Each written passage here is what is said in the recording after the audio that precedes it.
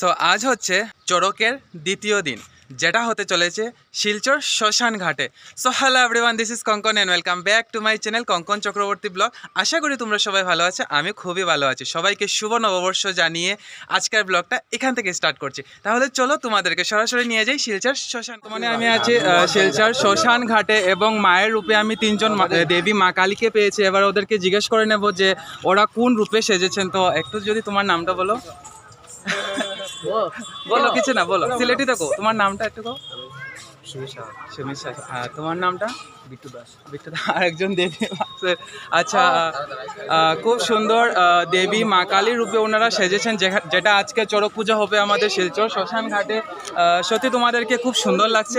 তোমরা কতজন আছো দেবী রূপে? 7 জন আছো। আচ্ছা, বাকি ওরা আসে না এখনো না? আচ্ছা, ঠিক আছে। আমাদের গোবিন্দ শ্রীকৃষ্ণ এবং রাধার নৃত্য লীলার মাধ্যমে আজকের চড়ক পূজাটা শুরু হয়েছে। খুব সুন্দর নৃত্য করছেন আমাদের শ্রীকৃষ্ণ এবং রাধা রানী। দেখতে থাকো বন্ধুরা শেষ পর্যন্ত না দেখলে কিন্তু বুঝতে পারবেন না।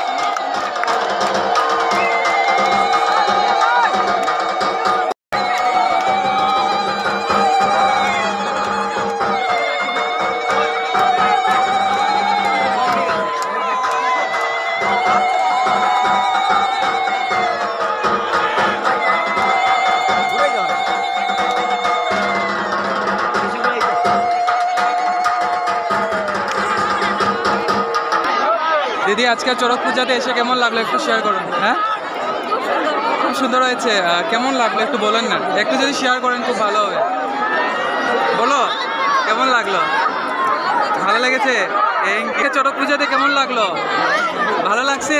তোমার কেমন লাগছে মাসিমণি? ভালো লাগছে? ঠিক আছে, আবার দেখা হইব নেক্সট বছর। সো আজকের জন্য এই বছরের জন্য চড়ক পূজা পুরো শেষ হয়ে গেছে। দেখা হচ্ছে আবার আগামী বছর এই জায়গাতেই আবার দেখা হবে তোমাদের সাথে। তো এই বলে আজকের ভিডিওটাকে এখানে শেষ করছি। বলো কেমন লাগলো চড়ক পূজাতে এসে?